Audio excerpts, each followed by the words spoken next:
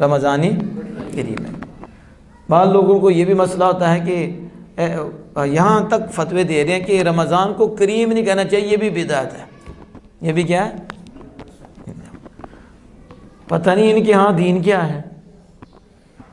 ان کے ہاں وہی دین ہے جو ان کے بڑوں نے ان کو پڑھا دیا ہے، بس جو حالان ان کو پڑھا دیا، جو گمراہوں نے ان کو پڑھا دیا، بس انہوں نے کہا وہی ہے۔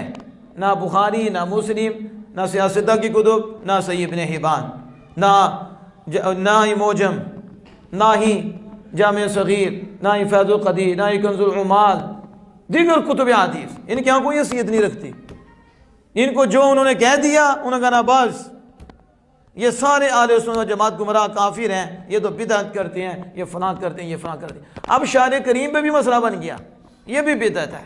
میں نے کہا ان کو چھوڑو تو آؤ ہمارے پاس، ہم تمہیں حدیث مصطفیٰ دکھائیں گے اور آمینہ کے لال کی زبان سے شہر عظیم اور شہر کریم ثابت کر کے تمہیں بتائیں گے۔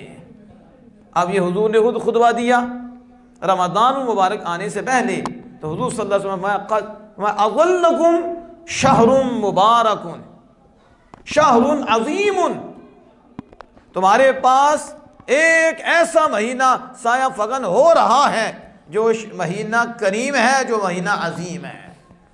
اب حضور عظیم فرمائیں، حضور کریم فرمائیں، اور یہ اسے بدعت کہیں۔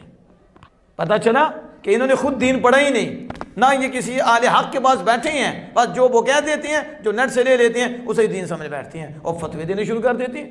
حضور فرماتے شہر عظیم، عظیم اور کریم ایک معنی میں، کریم کا معنی بھی عظمت والا اور عظیم کا معنی بھی عظمت والا۔ وہ کریم کا معنی ہے کرم کرنے والا، عطا کرنے والا، وہ بھی معنی ہے یعنی جود و کرم، اور سخاوت کرنے والا اور عطا کرنے والا، اور کریم بمعنی عزت والا۔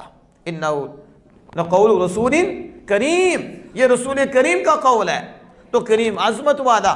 تو اللہ پاک کے محبوب خود فرمانے ہیں یہ شہر عظمت والا ہے، یہ شہر کریم ہے، اور یہ شہر مبارک ہے، اس میں تو بڑی برکتیں ہیں، لیکن اسی کے لیے ہیں جس کے سینے میں اللہ اس کے رسول کی محبت ہے، یہ اس کے لیے